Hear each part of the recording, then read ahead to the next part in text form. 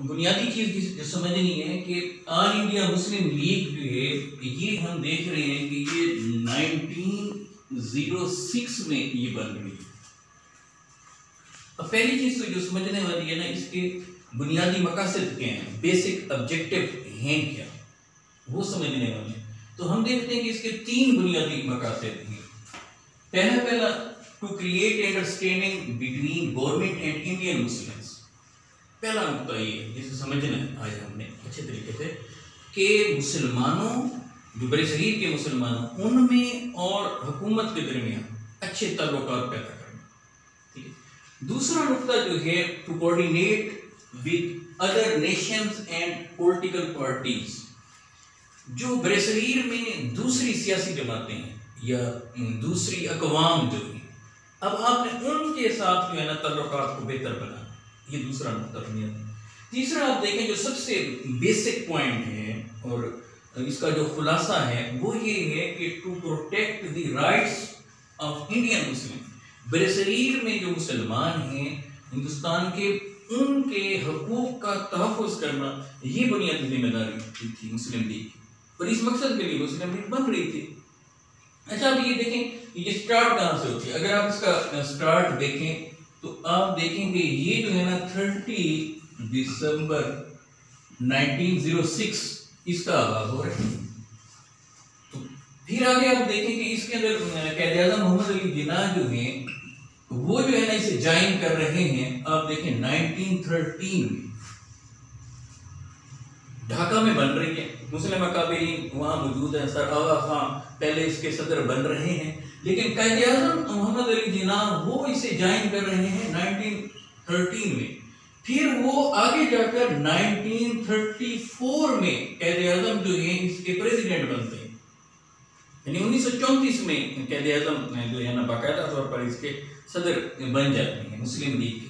फिर इसके बाद जो बड़ी बड़ी चीज़ें मुस्लिम लीग के प्लेटफार्म से हमारे सामने आती हैं वो ये है कि उन्होंने मुसलमानों के हकूक़ के तहफ़्फ़ुज़ के लिए बात की, बाकी और दीगर मामलात के हवाले से उस वक्त निगोशिएट करते रहे अपनी गवर्नमेंट के साथ। लेकिन सबसे अहम टर्निंग पॉइंट जो है वो हम देखते हैं कि 1940 में 23 मार्च इसमें जो है ऑब्जेक्टिव रेजोल्यूशन पास होती है। इसके अंदर हमने बुनियादी तौर पर उस वक्त जाकर 1940 में मुस्लिम लीग की मरकजी जो सतह है उस पर मरकजी प्लेटफार्म से हमने अलहदा मुमलिकत का मुतालबा किया।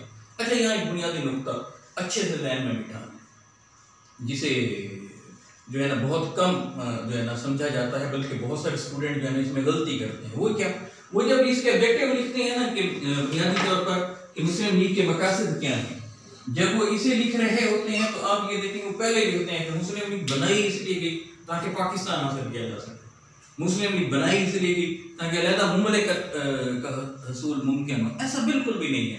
जिस वक्त मुस्लिम लीग बन रही थी उस वक्त तो मुस्लिम लीग के अकाबरीन, मुस्लिम लीडरशिप, उनके हाशियाई ख्याल में भी ये बात नहीं थी कि जो है ना हम ये जमात इसलिए बना रहे हैं कि इस प्लेटफॉर्म पर हम कोई अलहदा मुल्क हासिल करेंगे, बिल्कुल भी नहीं।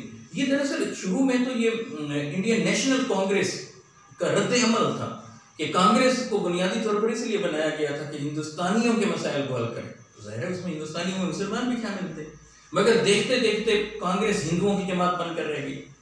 तो फिर मुसलमानों ने कहा कि हम अपने हकूक के लिए जंग कहाँ से लड़ें, कौन सा प्लेटफॉर्म इख्तियार करें। उसके लिए फिर ये सारा कुछ हुआ कि ऑल इंडिया मुस्लिम लीग के नाम से मुसलमानों की सियासी जमात बड़ी पॉपुलर हुई।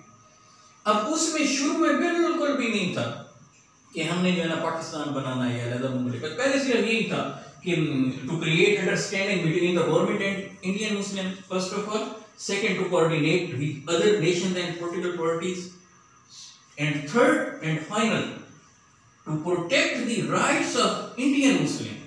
बस ये 3 बुनियादी चीजें थी कि जिसके लिए जो है ना ये सारी स्ट्रगल और सारी तगो-दो हो रही थी। और इसमें बिल्कुल उनके हाशिया ख्याल में उस वक्त ये नहीं था कि हमने कोई अलहदा मुमलिकत हासिल करनी है।